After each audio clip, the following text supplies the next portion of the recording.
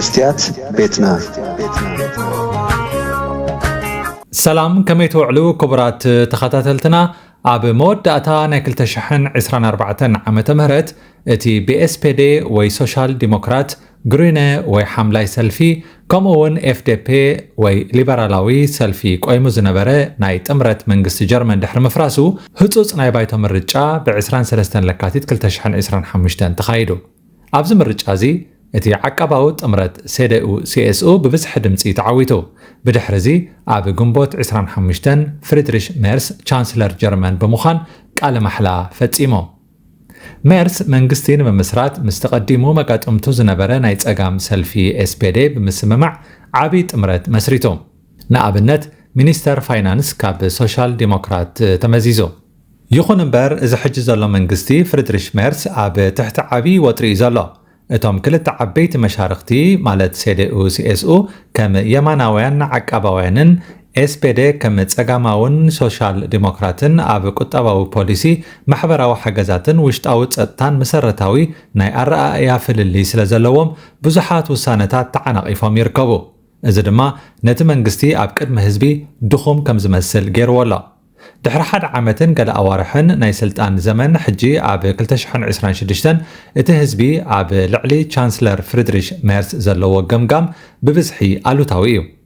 እቲ ሜርስ ስልጣን ክሕዝን ከሎ ዝነበረ ናይ ተስፋ መንፈስ ቀልጢፉ በኒኖ بمسرت اواناوي ናይ ህዝቢ ርእይቶ መጽናዕትታት ኣስታት 65 ሚእታዊት ዝኾኑ ዜጋታት ጀርመን ኣብ ልዕሊ ስራሕን ፖሊስን ሜርስ ዘለዎም ስክፍታን ዘይዕግበትን ይገልጹለው እቲ ንዕኡ ዝድግፍ ወገን ካብ 15 ክሳብ 30 ሚእታዊት ጥራሕ እዩ ዝግመት እዚ ኸኣ ሜርስ ኣብ ሓጺር እዋን ካብቲ ቅድሚኡ ዝነበረ ቻንስለር ኦላፍ ሾልስ ንላዕሊ ተቐባልነቱ ከም ዝጎደለ ዘርኢ እዩ ህዝቢ ንሜርስ ብፍላይ ኣብ ክልተ ነገር ይነቕፎ بقع مريحنت زي مرأيو عب منغو سلفتاتو زفتر قجتات بقبو فتيحو حدا نصور مسمر كحز اي كالن مستي قال زاتو لوطي زي مسممعو بزحات وننت تكالات اتقال استاتو ناي قطبا عبيت كرئب زي مخالو ينقفو فريدريش ميرس كلمه مرجع عبيت تسفاتاتن مبصعاتاتن يهيفونيرو نسو نتزدقس قطبا جرمن كتسوئي نبيروكراسي كقنسئي كم اون زي حقاو سدت بطبقي كقوصاصورئي ኢሉ ነይሩ እቶም ከዓሞም ዘይከኣለ ዓበይቲ ነገራት ቁጠባዊ ምንቅስቃስ ጀርመን ገና ካብቲ ዘጋጠማ ናይ ቁጠባ ቅልውላው ክትወፅእ ኣይከኣለትን ብዙሓት ዓበይቲ ትካላትን ፋብሪካታትን ይዕፀዋ ወይ ሰራሕተኛታትን ይቕንሳ ኣለዋ ሜርስ ነቲ ከውርዶ ዝደለየ ናይ ግብሪ ምቕናስ ፖሊሲ ብሰንኪ ምፅራር ሰልፊ SPD ከተግብሮ ኣይከኣለን ኣብ ጉዳይ ስደት ውን ወላኳ ኣብ ገለ ዶባት ናይ ምቁፅፃር ስጉምትታት እንተወሰደ እቲ ቁፅሪ ሓተት ዕቑባ በትንሱ ዝደለዮ መጠን ብቕፅበት ክጎድል ኣይከኣለን ኣብ ሓምለ 2026 ማለት ኣብ ዝወርሒ ዝግን ሓደ ኣውንታዊ ነገር ገይሩሎ ንሱ ኸኣ ድሕሪ ነዊሕ ክትዓት እቲ ናይ ጥምረት መንግስቲ ኣብ ዝቐረበ እዋን ኣብ ሓደ ናይ ሪፎርም ፓኬጅ ተሰማሚዑ ኣሎ እዚ ድማ ንትሑት ኣታዊታት ዘለዎም ሰባት ናይ ግብሪ ምቕናስ ካብ 2027 ጀሚሩ ዝትግበር እዩ ገለ ቢሮክራሲያዊ ሕግታት መፍኳስ ከምኡውን ንሰራዊት ጀርመን ዘመናዊ ንምግባር ዝውዕል ወፃኢታት ዘጠቓልል እዩ ይኹን እምበር እዚ ስጉምቲ እዚ ንመብዛሕትኡ ህዝቢ ጀርመን ኣዝዩ ድንጉይን ውሑድን ኮይኑ እዩ ተሰሚዕዎ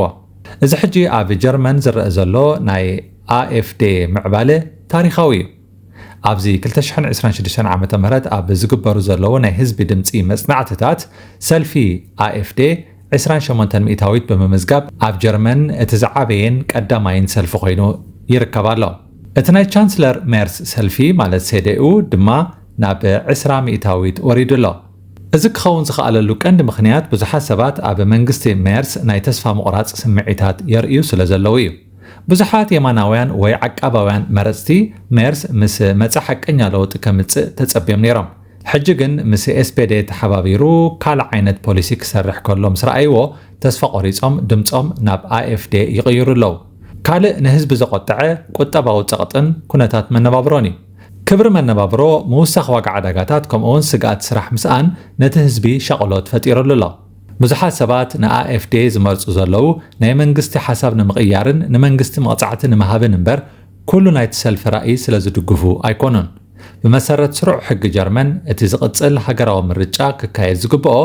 ኣብ መጀመርታ ዓመት 2029 ምኽንያቱ እቲ ናይ መወዳእታ ምርጫ ኣብ 2025 ስለ ዝተኻየደ ባይቶ ን4 ዓመት ስለ ዝሰርሕ ሜርስ ገና 3 ዓመታት ስለ ዘለዎ እዩ። ይኹን እምበር ኣብ ጀርመን ፖለቲካዊ ምርግጋእ ስለ ዘየለ እቲ መንግስቲ ክሳብ 2029 ክጸንሕ ይኽእል ዶ ዝብል ሕቶ ዓቢ ክትዕ ይግበረሉ ኣሎ። እንተደኣ እቲ ኣብ መንጎ ሰልፍታት ሴዴኡን ኤስፔደን ዘሎ ናይ ፖሊሲ ፍሕፍሕ ብዝኸፍአ መገዲ ቀጺሉ እቲ መንግስቲ ተዓናቒፉ ክፈርስ ይኽእል እዩ። እዚ እንተኾይኑ ድማ ቻንስለር ሜርስ ናይ እምነት ድምፂ ማለት ፈርትራውንስ ፍራገ ብምሕታት ፕሬዚደንት ሃገረ ጀርመን ነቲ ባይቶ በቲኹ ህጹጽ ቅድሚ እዋን ዝግበር ምርጫ ኣብ 2027 ወይ 2028 ክእውጅ ይኽእል እዩ። ንግዚኡ ግን ብወግዒ ዝተወሰነ ነገር የለን። ዋላ እኳ